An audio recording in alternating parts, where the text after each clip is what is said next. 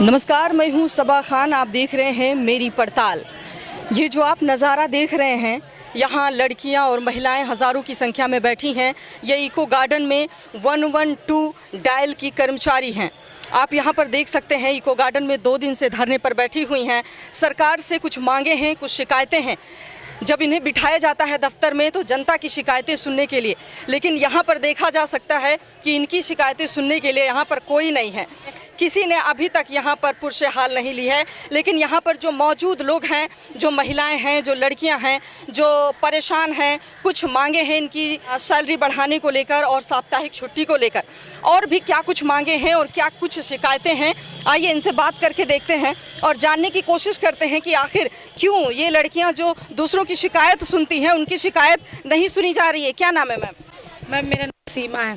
सीमा जी, क्या काम करती हैं? मैं 112 में कॉल टेकर हूँ।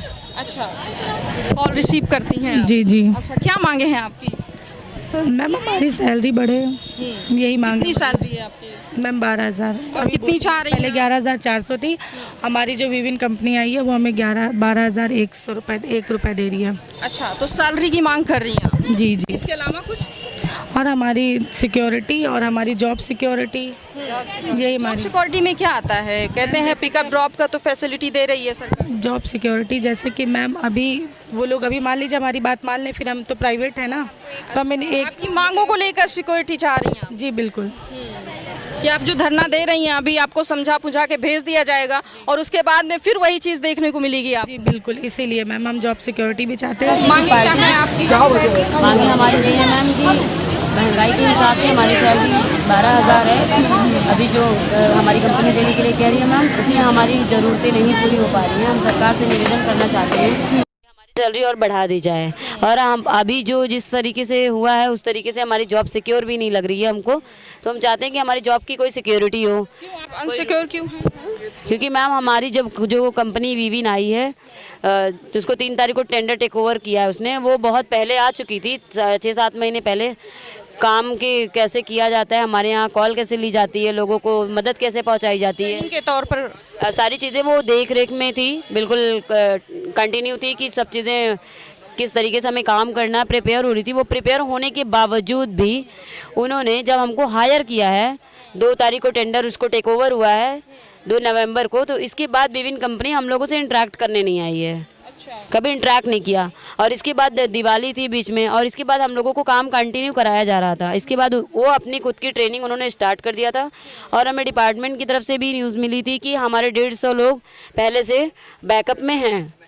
तो इस वजह से हमें अपनी जॉब अनसिक्योर लगी। हमने उनसे मिलने की और कंपनी की पॉलिसी जानने की का प्रयास किया कि हमें कंपनी की पॉलिसी बता दीजिए, हमारा ऑफ़र लेटर दे दीजिए, हमें टर्म्स कंडीशंस बता दीजिए, हमारी लीव वीक ऑफ जो भी हैं वो हमें शेयर कर दीजिए।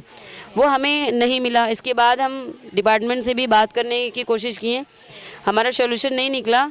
हम चाहते थे हमें दिवाली के पहले ऑफ़र लेटर मिल जाए ताकि हमारी जॉब सिक्योर लगे, हमें कि हमारा ऑफ़र लेटर मिल गया, इट मीन्स हमारी जॉब सिक्योर है।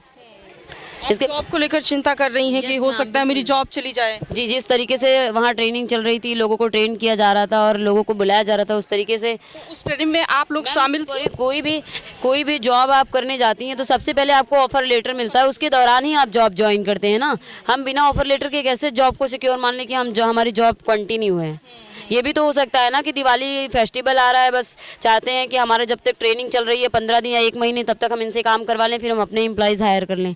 ये भी जो चीज़ें हो सकती है ना। आपको डर लग रहा है कि बीच में आपको निकाला जा सकता है? नहीं मैम, हमें इस चीज़ का डर नहीं, हमें सिर्फ ये था कि हमें सिक्योर होना है अपने डॉक्यूमेंट से।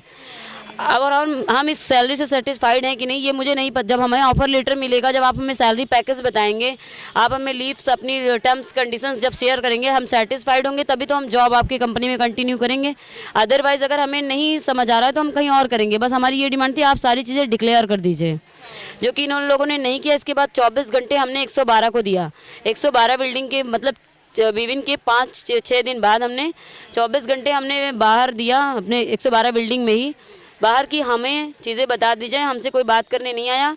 और वो आए तो बोले हम 12,000 देंगे आपको, इतने में करना है तो करिए और नहीं तो मत करिए, आप जा सकती हैं। अच्छा, ऐसा भी बोल दिया है कि आप जा सकती हैं? जी बिल्कुल। इसके बाद हम लोग रात भर वहाँ रुके कि हम लोगों की बात सुनी जाए और कुछ हमारी सैलरी बढ़ जाए। हम लोग सैलरी बढ़ाने की थोड़ा डिमांड किए कि हमारी सैलरी बढ़ा दी जाए और जॉब सिक्योरिटी और सारी चीज़ें हमको ऑफ़र लेटर प्रोवाइड करा दिया जाए। तो जिसके दौरान हम लोग रात भर वहाँ रहे हैं। रात भर हम लोगों को जिस बिल्डिंग में हम 7 साल से काम करते आ रहे हैं उसी बिल्डिंग का दरवाज़ा बंद कर दिया गया। हम लोग पानी की सुविधा सीज कर दी गई। हम लोग बिना खाए पिए 7 सालों से काम कर रही हैं, वहाँ पर इस तरह का बर्ताव आप लोगों को? जी बिल्कुल। इसके बाद हम लोगों की नहीं सुनी गई मैम। हम लोग सुबह 10 बजे तक इंतज़ार किए, 9 से 10 बजे तक, जिसके दौरान एक लाइन बनाकर अपनी बात को अपने माननीय सीएम तक पहुंचाना चाह रहे थे। हम लोग ना कोई रूल्स ब्रेक किए, ना चौराहा जाम किया, ना पब्लिक को प्रॉब्लम हो, अपनी बात अपने माननीय सीएम सर तक पहुंचा सकें और अपनी डिमांड्स रख सकें कि सर ये हमारी डिमांड्स है। हमारी महंगाई के हिसाब से जो हमारी नीड्स थी वो हम उन्हें बताना चाह रहे थे कि हो सकता है इसमें कुछ हमारी सैलरी इंक्रीज हो जाए और हमारा कुछ समाधान हो जाए। हम जाना चाह रहे थे। उसके दौरान हमारा घेराव किया गया रजमन बाजार पुलिस चौकी के अंतर्गत। वहाँ हमारी सीओस को मारा गया, ज़बरदस्ती हम लोगों को बस में घसीट के बिठाला गया और इसके बाद हमको लाके यहाँ इको गार्डन इसके द्वारा ये सब प्रशासन के ज़्यादा। और हमें ये विश्वास था कि हम जिस पुलिस के साथ इतने सालों से काम कर रहे हैं, पुलिस हमारी फैमिली हमारे साथ ऐसा व्यवहार नहीं करेगी, लेकिन इस तरीके से हमारे साथ व्यवहार हुआ। इसके बाद हम यहाँ अपनी बात रखने के लिए बैठे हैं। अब हमें कहीं जाने नहीं दिया जा रहा है। वहाँ भी हमारे लिए पाबंदी हो गई थी, यहाँ पे भी हमें ना कहीं जाने का मौका मिल रहा है, ना अपनी बात रखने का मौका मिल रहा है। यहाँ आप लोग के माध्यम से हम अपनी बात पहुँचाना चाहते हैं कि हमारे माननीय योगी जी तक बात पहुँचे। और हमारी अभी जो एडीजी सर थे उनको चेंज कर दिया गया है। हमारी दूसरी एडीजी आ गई हैं, माननीय नीरा रावत मैम। हम चाहते हैं वो यहाँ आएँ और हमारी समस्या सुने और जो समाधान हो वो हमें बताएं और हमारी योगी जी तक हमारी बात पहुँचाई जाए। वो आएँ और अगर नहीं भी आ रहे हैं तो वो हमारी समस्या का समाधान सुने या हम लोग को बुलाएं या आकर हमारी मदद करें। जैसे भी उनको हमारी मदद करना है, हम उनकी बेटियां हैं, वो हमारी बात सुने और मदद करें। इसका माध्यम आप लोग बनिए मैम, हमारी बात वहां तक पहुंचाइए और हमको मदद दिलवाइए। आप खुद अपने आप में बहुत मजबूत हैं, अपनी आवाज़ आप खुद उठा रही हैं, आप लोगों की शिकायतें सुनती हैं और आज आपकी शिकायत सुनने वाला कोई नहीं है, ये इसका दुख है हमें भी। और रही बात सैलरी की, ये सभी का अपना अधिकार है, सभी का कर्तव्य है। तो इस तरह, क्या नाम है आपका? प्रिया सिंह। आप कितने समय से काम करते हैं? 4 साल हो गया मैम। 4 साल से? जी जी। अच्छा, क्या मांगे मैम? बस हमारी यही मांग है कि हमारी सैलरी बढ़ाई जाए और हमारी जॉब की सिक्योरिटी हम लोग को चाहिए। जी, जॉब पक्की होनी चाहिए। बिल्कुल। हम लोग 3 दिन से यहाँ बैठे हैं, रात दिन हो गया है, यहाँ पे कोई नहीं आया है हम लोगों से पूछने। हम लोग भूखे हैं, प्यासे हैं, कोई नहीं पूछ रहा है हम लोगों से। जी, बस यही हमारी मांग है कि हमारी सैलरी बढ़ाई जाए, कोई आके हमारी जॉब को सिक्योर करे। आपको लगता है कि आप धरने पर बैठी हैं, इसका कुछ प्रभाव दिखाई देगा, सुनवाई होगी, आपको उम्मीद है? जी, हमको अपने माननीय मुख्यमंत्री जी पे पूरा विश्वास है कि वो आएंगे और हमारी मदद ज़रूर करेंगे। और अगर वो नहीं भी यहाँ आते हैं तो अपने लोगों को भेज करके हमारी मदद ज़रूर करवाएंगे। हम उनके विश्वास पर ही बैठे हैं कि वो आएंगे और हमारी बात ज़रूर सुनेंगे। इस विश्वास से हम सभी बहनें यहाँ पर एक दूसरे का सहारा बन करके बैठे हुए हैं, बिना कुछ खाए पिए भूखे प्यासे। महिलाओं की जॉब कितनी सुरक्षित है, ये बहुत बड़ा सवाल है। और महिलाएं इस तरह से सड़कों पर हैं। इको गार्डन में 2 से 3 दिन हो गए हैं लगातार यहाँ पर धरने पर बैठी गई हैं और प्रशासन के द्वारा, जो प्रशासन के सहभागी हैं, एक सहभागी के तौर पर काम कर रही हैं। इस तरह से इन लोग को घसीटा गया है, मारा गया है, जिसका वीडियो ये लोग दिखा रहे हैं, इनके फ़ोन में है।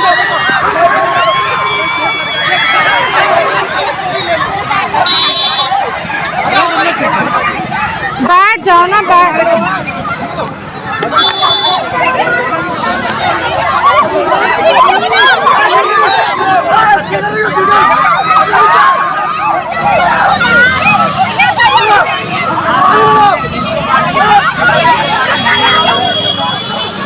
तो इस तरह से यहाँ पर माहौल बनाने की जो कोशिश की गई है। और दूसरी बात की, जो कहती है सरकार कि हम नौकरी दे रहे हैं, तो उस नौकरी को ना दे, लेकिन जिसकी नौकरी लगी है कम से कम उसको ना छीना जाए और उसे मजबूत किया जाए, ताकि इन लोग को इतना डर ना लगे। आखिर महिला सशक्तिकरण किस रूप में सरकार दिखाना चाहती है, ये बहुत बड़ा मुद्दा है। यहाँ देख सकते हैं यहाँ पर कि ये लोग परेशान हैं, भूखे हैं, खाना भी नहीं खा रहे हैं, लगातार परेशान हैं मांगों को लेकर। तो इस तरह से हमने यहाँ की कवरेज दिखाने की कोशिश कोशिश की है। 112 डायल की लड़कियां हैं जो रात दिन एक करके काम करती हैं। फिलहाल मैं किसी दूसरे मुद्दे के साथ दूसरी जगह से आपके साथ मिलूंगी। देखते रहें मेरी पड़ताल।